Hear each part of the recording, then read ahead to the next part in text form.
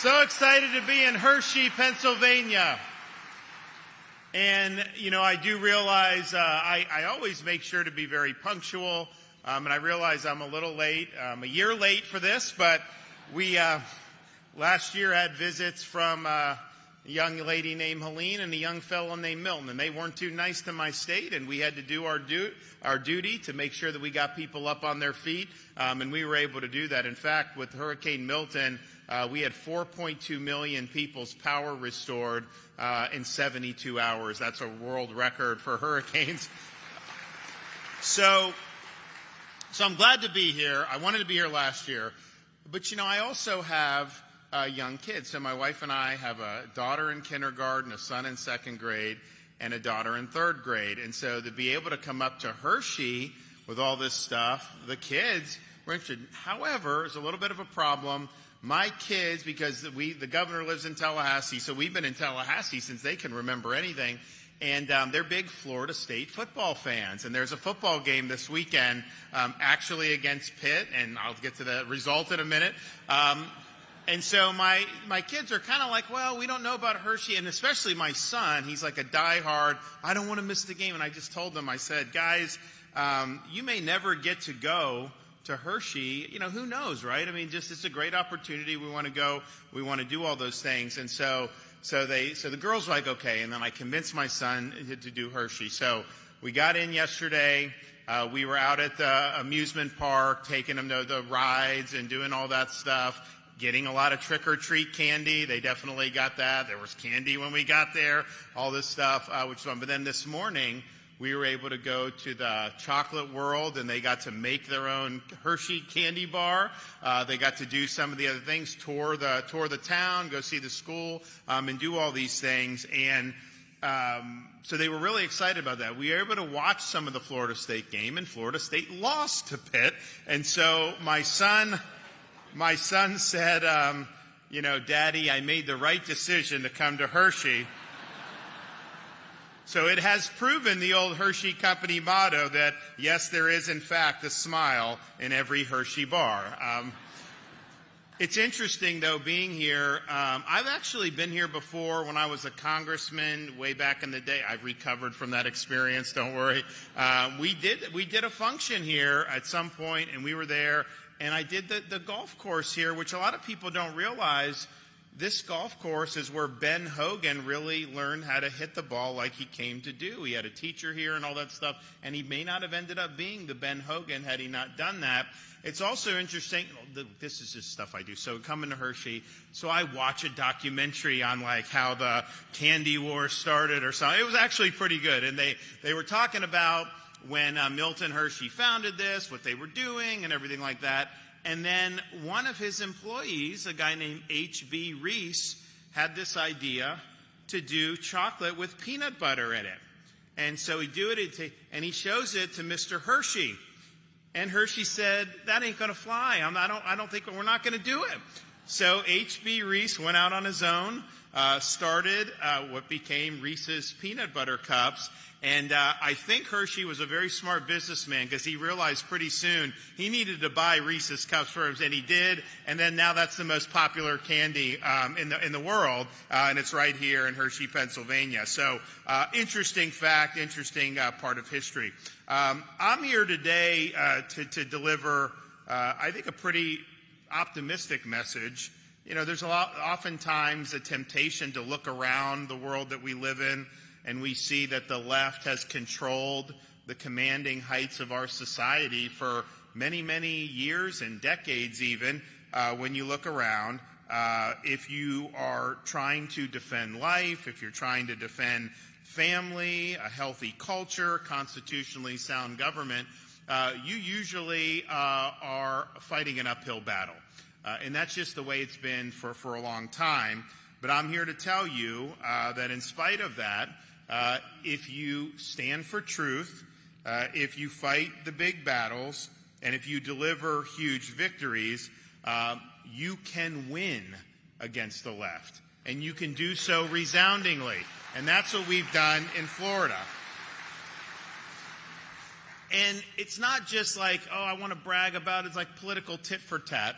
I look around the country, and obviously when I became governor of Florida, I was looking at what's going on in Florida, but I also know when things happen in other parts, like there's certain parts where it'll start, San Francisco, then it goes here. And so you can look to see what the left is cooking up and what they may try to bring to your state.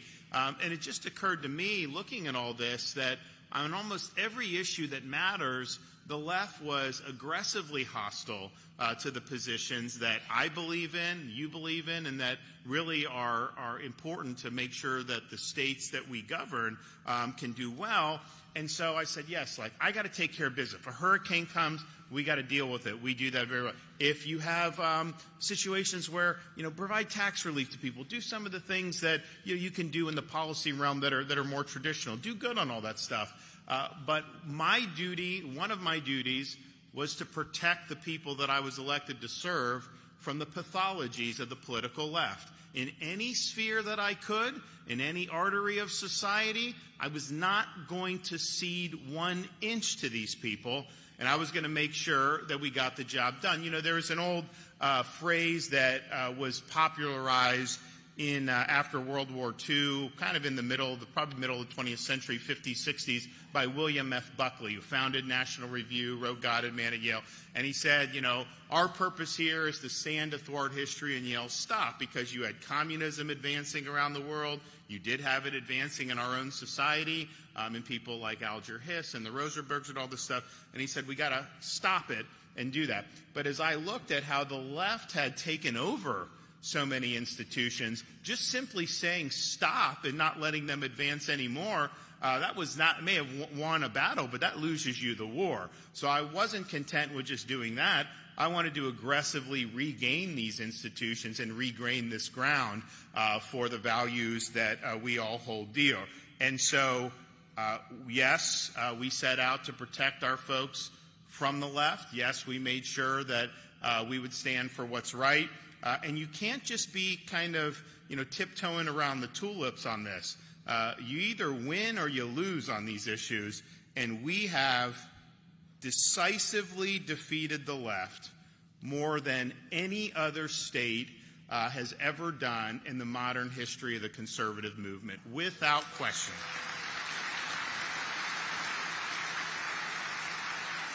And some of the things that we have done have been mentioned. We defeated the gender radicals by, yes, I see they're doing the Supreme Court on women's sports. We did that like 6 years ago in Florida.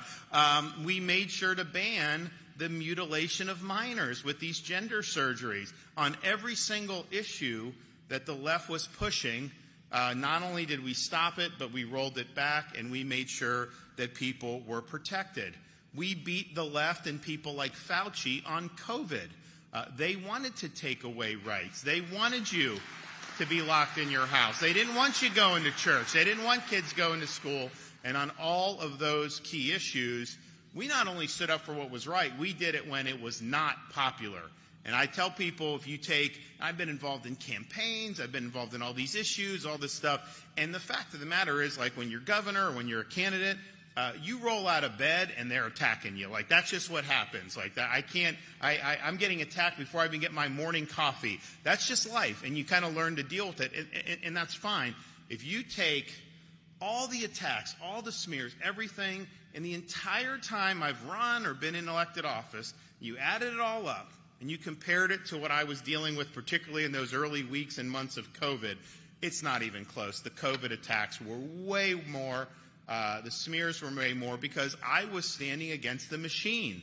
I was standing against the designs that they had for this country, and had we not stood up, we would have never liberated this country from those restrictions. And so we played a vitally important role to make sure people's livelihoods were protected, their businesses were protected, and kids had the ability to actually be educated in school in person. And now nobody wants to admit that they opposed me on any of that stuff. Isn't it funny? They were all telling me I was making a big political mistake at the time. We've beat the left, and we beat people like George Soros on crime. You have in this country these prosecutors that are funded by Soros and other organs of the left, and they get in and they have an agenda to simply not prosecute criminals. We see it in Philadelphia with this guy Krasner has been a total disaster and has harmed a lot of people because of the dereliction of duty. Well, we have had 2 Soros prosecutors in Florida, one in Tampa and one in Orlando, and I removed both of them from their posts. And I'm the only governor in the country to do that.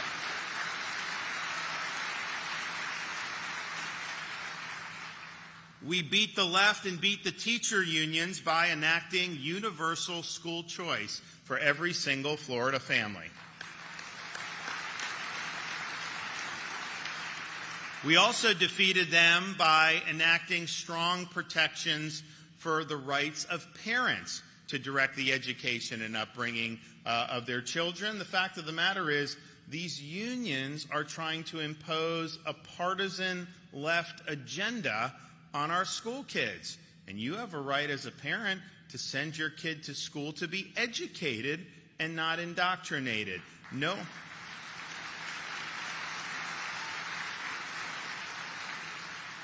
And as was mentioned by Eric, we beat the left and we beat the abortion extremists by enacting the strongest pro-life legislation in the history of Florida, the heartbeat bill, that has saved many, many thousands of innocent human lives.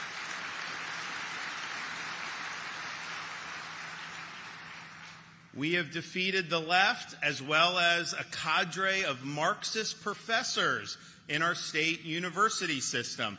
The purpose of our university system is not to impose an ideological agenda or groupthink on students. The purpose of our university is to serve the traditional function of what a university should be: the pursuit of truth, the promotion of academic rigor, and ultimately preparing our students to be citizens of this republic. So in the state of Florida, we were the first state to eliminate DEI from our public university system.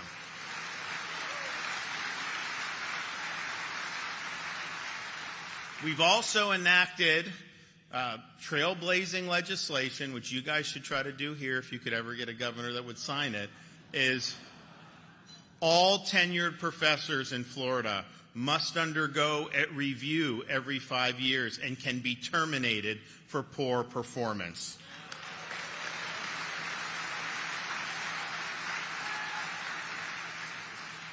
We defeated the left as well as these international elites that go to places like the World Economic Forum in Davos by eliminating ESG from our pension fund, as well as banning the imposition of a central bank digital currency. They want to be able to turn off your access to your own money and control your purchases. We snuffed that out very early on in the process. And yes, as was mentioned, we actually had to go toe-to-toe with the most powerful political force in the state of Florida's history, a company you may have heard of in Orlando that operates theme parks and does a lot of other stuff called Walt Disney. But the reason why we did that was not because we were trying to make a scene, but because we believed in a very important principle. Parents in this state, in our state, any state, have a right to send their kids to school without their kids being told that they were born in the wrong body or that their gender was a choice. That is just fundamentally wrong to be injecting that into our school system. They had a different view on that. They got aggressive in their way. You know, we did what we did. Most people said that I was not going to be able to sustain that position because no one had ever gone against them and lived to tell about it. Well, here I am.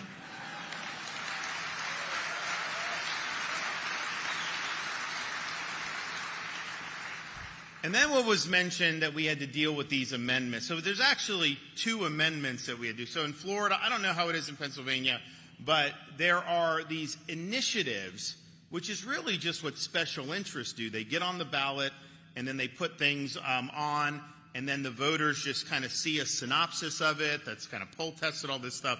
You know, it's basically a sham the way it operates. But you had an amendment that would mandate abortion till birth, eliminate parental consent, and even allow non-physicians to perform abortions, which, I mean, give me a break. So the most extreme, people were saying the most radical extreme amendment in the country. And then we also had one for marijuana which was not just like, decriminal. It was like a constitutional right to possess and smoke it, including in public, and giving one marijuana company a lot of benefits. And so the two most expensive ballot initiatives in the history of the United States of America are the Pro-Abortion Amendment 4, 2024 in Florida, and the Pro-Marijuana Amendment 3, also 2024 in Florida. So we were in a situation where, we governed successfully. I made promises. I delivered on every promise, and then more so. The state was doing well. We've basically rendered the Democrats irrelevant in the state of Florida. When I became governor, we were the most important swing state. Wasn't Pennsylvania, it was us. Now it's Pennsylvania. We were a 1-point state. And so I came in 2018, and we had 300,000 more registered Democrats than Republicans. We never had more registered Republicans in the history of Florida. Today, we have 1.4 million more registered Republicans than Democrats.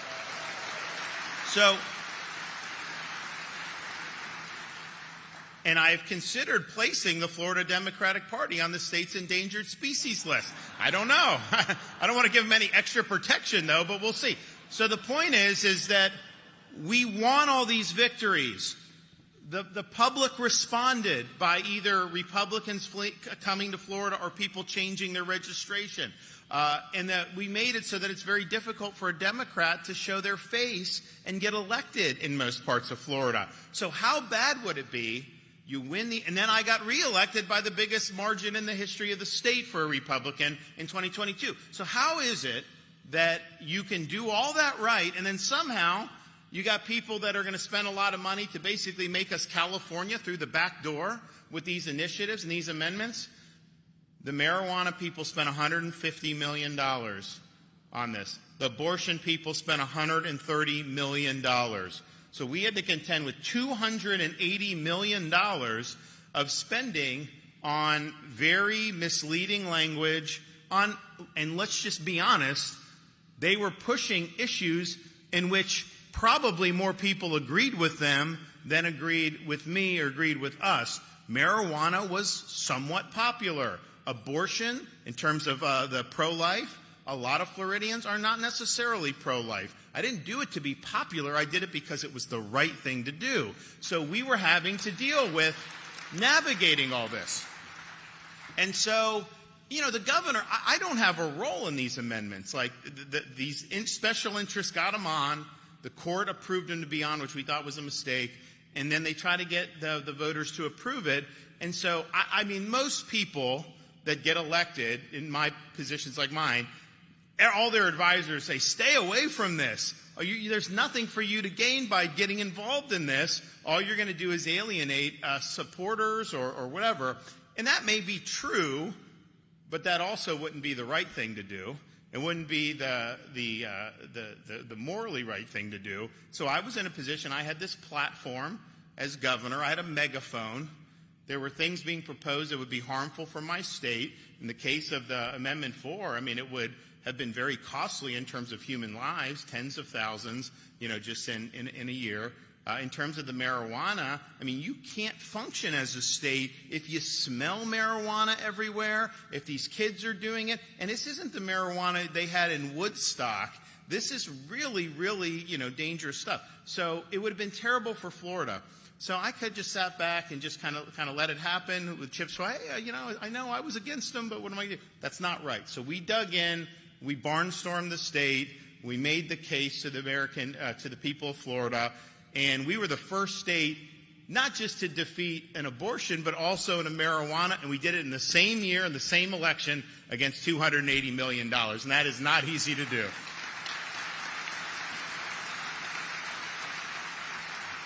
So I think the common theme through all this is, one, you've got to have the proper outlook. You have to have the proper philosophical foundation. You have to have the right political convictions. If you can't even do that, then obviously you're probably not going to be getting all this stuff done. But that's not enough, because there are people, that believe the right things, that have that insight. But the question is, when it gets hot in the kitchen is that something that you're going to be able to stand? Because when you go against the left, when you go against the media, when you go against the commanding heights of our society, corporate America, all this other stuff, you do not do that in a way that people aren't going to be taking shots at you. Leadership is not cost-free. When you step out and you lead, especially on these issues, you are going to face blowback. They're going to attack you. They're going to smear you. They're going to lie about you. That's just what's happened. And you've got to have the courage of the convictions. You've got to understand that the leader has got to be out there calling the plays, calling the shots, and bringing all this in for a landing. And that's just the cost of doing business. And so when you have people that are willing to do that, dig in, know that it's not going to be easy, but it's still going to stand what's right, and not worry about blips in public opinion. Look, I mean, the way you do what the people think, I run on a platform, I tell them what I believe in, and then they validate that, and then I go do it. If the poll shifts one way, I haven't taken a poll, by the way, since I've been governor. Just so you know, not one time have I taken a poll to say, so you see me doing these initiatives? None of those are poll tested. That's me doing what I think is right to be able to follow through on promises I made to voters, or as new issues come up, doing things that in the direction that I want to do. So that's really what's right. Be a leader. Don't be a follower. Steve Jobs on Apple, he would never do focus groups on the Apple products. And people say, well, why wouldn't you do it? He's like, it's my job to show the folks what they want. I don't want to just see, how they react. I could take a poll of this room on something, and if it's against my position, but I have the ability to go out and make the case, deliver the results. And guess what? If you do that, even if people weren't with you, a lot of times they will be with you. So you got to be willing to go out there and lead. You got to be able to do what's right.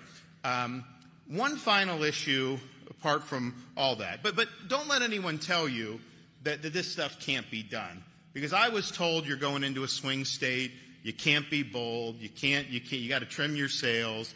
But I believe, like President Reagan said, we're better when we're flying the banner of bold colors, not pale pastels. We showed a sharp contrast between our agenda and the political left. They obviously have a lot of very bad positions. And so we made sure that the people saw those differences. And so we not only attracted people that agreed with us, we had people shift who had previously not agreed with our side, and we've built this really big reservoir. So it can happen, but it only happens, you only move the needle when you're bold. You only move the needle when you're strong. Nobody wants to go out and get excited to vote for some squish who has a spine of linguine. That's not the way people get excited to want to go out and be part of this process. So that's it. And so what are we looking for kind of going forward as something? And I just have to make a comment or two about this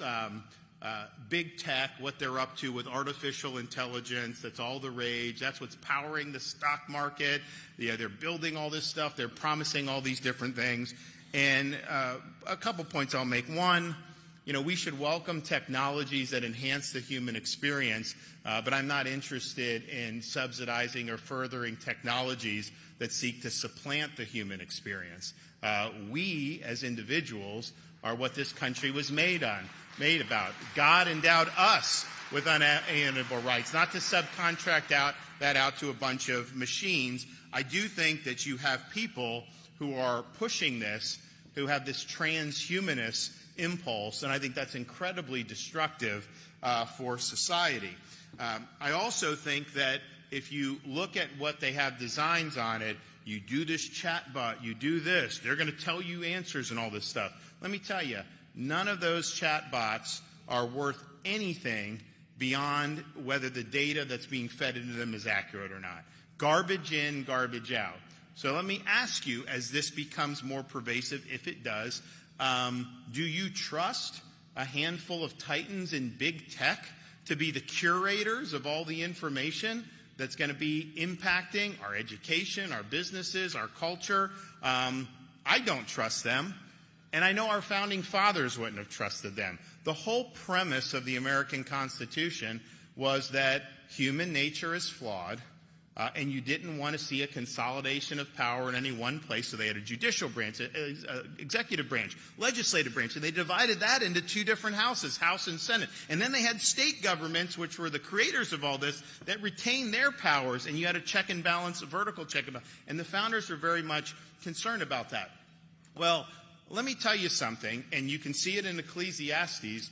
There's nothing new under the sun, okay? Human nature has not changed from the time that was written thousands of years ago until 1787 when our Constitution was drafted, until 2025 as we stand here today. The defects in human nature, the propensity of people to abuse power and to use power they have to push their agenda, to manipulate things, that has not changed at all.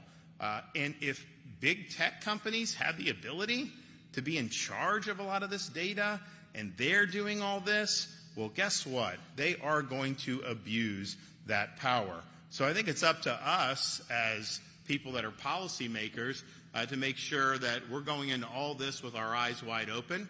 I think that we need to do artificial intelligence bill of rights for individuals so that you have protections against having your rights violated. I mean, think about it. They're going to be able to do a video where they can take your name or take your image and put words in your mouth that people very well may believe. But what if that's done in a way that's harming you? I'm sorry, that's not a First Amendment issue. That's a taking your name, image, and likeness issue. So nobody's really talking about it. People are saying, oh, it's basically, everyone's going to be wealthy, all this other stuff. Well, some of these companies may be. And actually, some of them are saying, oh, this is going to somehow be so great. And they're bragging that it's going to cost millions of people their jobs. I don't think that's great if people are losing jobs. So they think that this is somehow going to, deliver us into some type of domestic nirvana, but it's probably much more likely, to plunge us into some type of dystopian technocracy. And these are things that are happening right now. There's not a lot of debate about any of this stuff. But this is going to continue to be a major, major issue. And I can just tell you, the folks that are pushing this and a handful of those companies do not think like you think on any of these different issues. And with that, I know we're going to do some question and answer, so just let me say thank you to the group here in Pennsylvania.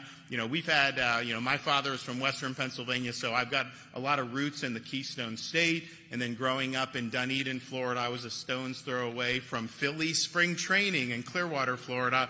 And so we went to a lot of that over the years. And so we've got a lot of friends here that we've made over the years. And I know that the folks that are in this room, you want to see the same things for Pennsylvania that we've been able to deliver from Florida. And it's not easy. Don't let me tell you it's easy. That's not my message. But my message is it's possible. You just need the leadership, and you just need the courage to get it done. God bless everybody. Thank you.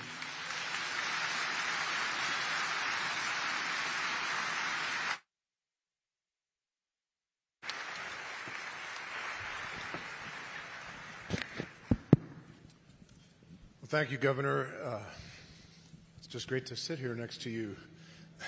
I'll just simply say that, because I've looked from afar, just so impressed with what has happened in the state of Florida, and it's because of your leadership, because of the bold colors rather than the pale pastels. As I think about this evening, this is actually something that Eric pointed out to me. We have 1,600 people here, 1,600 Pennsylvania and Ron DeSantis. Kind of like that sound together.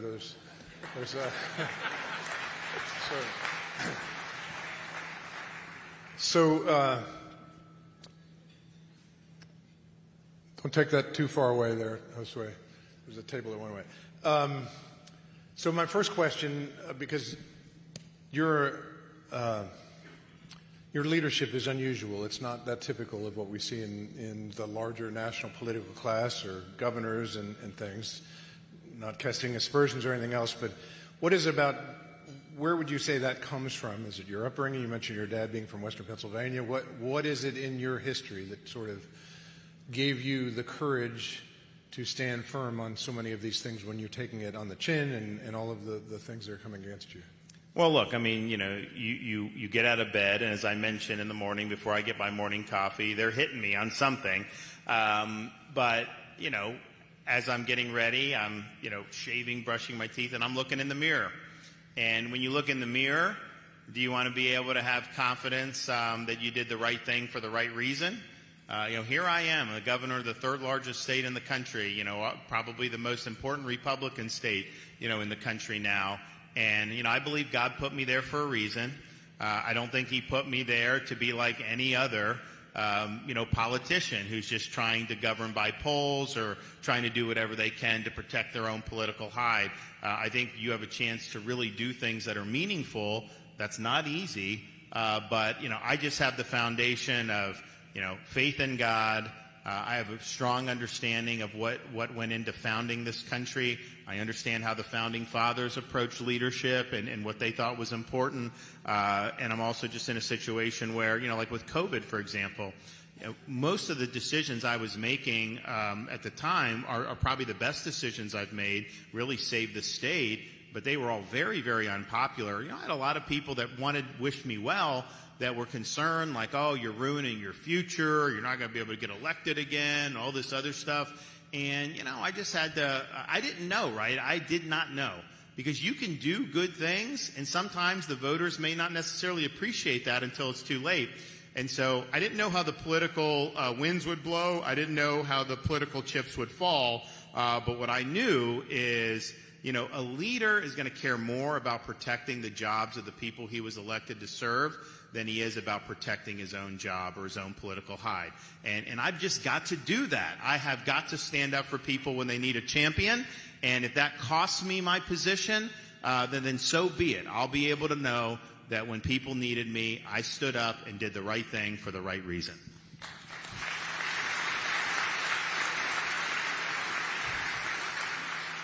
So you talked about Amendment 4 down in Florida and that issue we're fighting. Here in Pennsylvania, there's a Planned Parenthood brought a lawsuit against the state because taxpayer funding is not legal in Pennsylvania right now for abortion. But the Supreme Court justices sitting on the bench are favorable towards that Planned Parenthood suit to allow for not only taxpayer funding, but those same justices seem inclined towards granting what Planned Parenthood wants, which is a right to abortion in our Constitution for them to declare it by judicial fiat. Why do you think that it's so important to fight on the issue of abortion? Why did you take the leadership there in Florida? Well, we actually were coming out of having all that had already happened in Florida over many decades. So we had a very liberal Supreme Court for decades. They ruled that the Florida Constitution, which does not mention abortion, created this regime that was actually more radical than the Planned Parenthood versus Casey regime that was enacted by the Supreme Court in 92, kind of on the heels of Roe in 73. And so when we were doing Heartbeat Bill, that we also had to navigate the court, our own court on that. The court, largely because of better appointments, they overturned that series of cases and upheld the Heartbeat Protection Act. So we were very happy with that, but that took a lot of work to be able to get there. So what I would say is, you got to do what's right, and that's what we did. I mean, the Heartbeat Bill, I had a lot of people when that was on my desk, because remember, the 22 midterms, so Biden was president, he was terrible, and so normally you would have a rebound for the opposite party. So Republicans were thinking we were going to have a big red wave. Now, we did have it in Florida, but we face-planted in most of the country. And so what the consultants and some of the donor class was saying, oh, it was because of being pro-life. That's why Republicans did so poorly in the midterms. Although, look at me. I signed pro-life legislation. I won the biggest Republican victory in the history of my state. So I don't think that was accurate, but I do think that was out there. And so I think a lot of people have just been told, hey, you just got to move away, that you shouldn't be worrying about the sanctity of life. I think that's a mistake because it's not the right thing to do. But even amongst that political analysis, huge opposition in almost any state but the very most liberal for taxpayer funding of abortions. It's a toxic position, and when they're linked to that, it's toxic. Late-term abortions, very, very toxic position. The thing they try to do in Florida without even requiring a physician, just basically saying, you can have some technician or some clerk at Planned Parenthood performing abortions, that was considered way, way out of bounds. And so, I think on those issues, you are in the right with public opinion. You're right on the policy. But you do have the public behind you. They do not want tax dollars going to it, and they certainly know that their state's constitution does not mandate that, because what they will say is that the funding is a constitutional right that flows from the underlying created right. So here in Pennsylvania, our Supreme Court and judges are elected. So unlike many other states where they're appointed, so the people in this audience, people have the decision to make about who's on the court and who's not. So as they consider that issue, and what we don't have in Pennsylvania, and it's not a threat to us, at least at this stage, is a ballot initiative where you had to spend millions and millions of dollars. So the engagement of citizens in this audience, people in this audience and across the state, can have a very valuable influence as they engage in the political process and in voting and all of those sorts of things. So that's really significant. In just a moment, I'm going to ask Eric to come back up and give folks here in the audience an opportunity to consider supporting the work of the Pennsylvania Family Institute. But this audience, and I know many of the people who are here, we have many new friends and guests here as well, but I know these are praying people, and they take the Bible seriously that tells us to be praying for those in authority. You're here in Hershey, Pennsylvania, with a wonderful wife, First Lady of Florida, and children. How can these folks be praying for the DeSantis family and for you? Well, one, I mean, we appreciate it. We've been very fortunate to receive prayers across the country for many, many years. I mean, my wife got diagnosed with breast cancer in the fall of 2021. I mean, we had basically a daughter who was, 18 months, and our other kids, were, a little bit older than that. And so the outpouring that she got, I mean, there were people that were doing prayer groups for her in California and in Illinois and in Wisconsin. And so it was meaningful.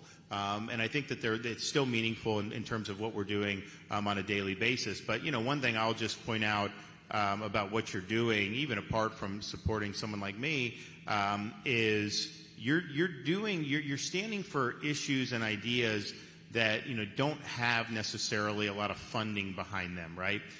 We knew Amendment 4, part of the issue was they're very well funded. Do you think I can go down to Palm Beach and meet with those Republican donors that they're going to give a lot of money on abortion? No. I mean, these are people that are just, more socially liberal on some of those things, and they're not going to put the money, or even if they're more conservative, they're not going to put money with their name on it because they're concerned about some type of blowback.